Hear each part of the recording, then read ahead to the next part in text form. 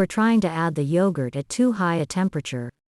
Let the dish cool to around 75°C before adding the yogurt, and make adding the yogurt the last thing you do before serving.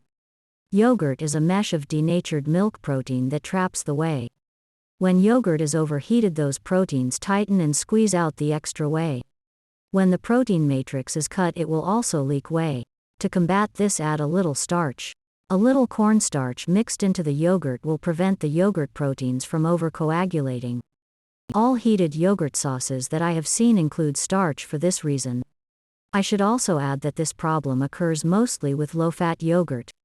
Extra milk fat in yogurt will interfere with the protein's ability to coagulate the same way the starch does.